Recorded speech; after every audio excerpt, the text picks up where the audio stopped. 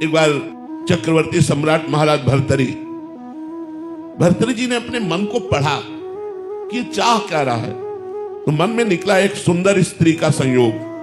चक्रवर्ती सम्राट थे, उन्होंने ऐलान कर दिया कि चक्रवर्ती सम्राट महाराज भर्तरी ब्याह करना चाहते हैं, लेकिन अपनी पसंद का। सुंदरियां एकत्रित हो और हम उसे चुनेंगे। तो चुना एक बहुत ही सर्वांग सुंदर, उनके मन को अच्छी लगने वाली, जिसका नाम पिंगला था, उसको चयन किया। अब वो बहुत ही महान पुरुष थे, इसलिए कोई साधारण भोगी पुरुष तो थे नहीं। तो उन्होंने कहा मैं राजकर्म से इस्तीफा देता हूं और विक्रमादित्य मेरा छोटा भाई राजकर्म को देखेगा, मैं केवल भोग भोगूंगा, क्योंकि मेरा मन कह रहा है कि इसमें सुख है, तो मैं खोज करूंगा। एक अलग महल हो तो चक्रवर्ती सम्राट ने सारी व्यवस्था हो गई। राज कानून को विक्रमादित्य ने अपने हाथों में संभाल लिया। बहुत बड़े, वो भी बलशाली और बुद्धिशाली थे विक्रमादित्य जी। भर्तरी जी तो अनन्य थे केवल पिंगला के, लेकिन पिंगला को अच्छा नहीं लगता। वो सुंदरी थी, उसका मन था और कुछ। तो एक दिन वो महल की खिड़की से झांक रही थी, तो एक सर्वांग पुष्ट अश्वपाल जो घोड़ों की रक्षा करवाता था, वो सबका प्रधान था, उसको देखा, उसको जमा। भर्तरी जैसे चक्रवर्ती सम्राट से मन हटकर घोड़ों की रक्षा करने वाले में मन उसका लगा। और रानी थी अपनी दासी से बोली, उससे मिलने का एकांत समय। वो मिला। सरकार, उनका ऐसे नहीं, हम तुमसे दोस्ती करना चाहती। अरे सरकार, हम तो आपकी ड्यूटी है, दोस्ती क्या, हम तो आपके घोड़ों की सेवा करने वाले। धीरे धीरे धीरे गलत संबंध पिंगला का अश्वपाल। एक भर्तरी जी के राज्य में ब्राह्मण तपस्या कर रहा था धन प्राप्ति के लिए। देवराज इंद्र के मंत्रों से देवराज इंद्र को रिझाना चाहता था। बड़े तप और व्रत से जब उसने नियम पूर्ण किया तो देवराज इंद्र प्रकट हुए, बिना कुछ बोले एक फल दिया, कहा यह अमृत फल है, इसको खा लेने पर अमर हो जाएगा, और अंतर ध्यान हो गए। तो उसने कहा कि मेरी बात तो सुनी नहीं, मुझे अमृत फल क्या चाहना, गरीब ब्राह्मण वैसे ही, और मुझे अमर होके क्या करना, मुझे तो धन चाहिए था। देवराज इंद्र ने अमर फल दिया, आप क्या करें। उन्होंने विचार किया कि महाराज भर्तरी को ये अमर फल दे दे और हम उनसे मनमाना धन ले सकते हैं। ऐसा ही किया। महाराज की जय हो।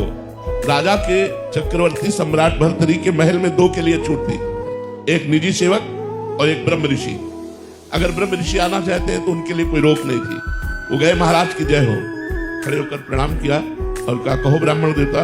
बोले मैंने तपस्या की और अमल फल प्राप्त किया, ये आप ले लीजिए। उन्होंने आदेश कर दिया खजाने से जितना धन चाहे उनको दे दो। अमर फल लिया। विचार किया भर्तरी जी ने कि मैं तो प्यार पिंगला से करता हूं, अमर फल पाकर क्या करूंगा।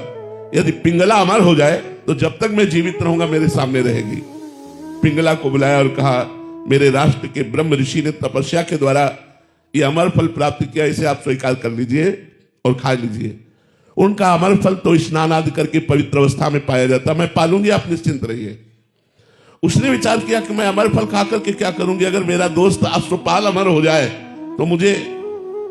उसने अश्वपाल को अमर फल दे दिया।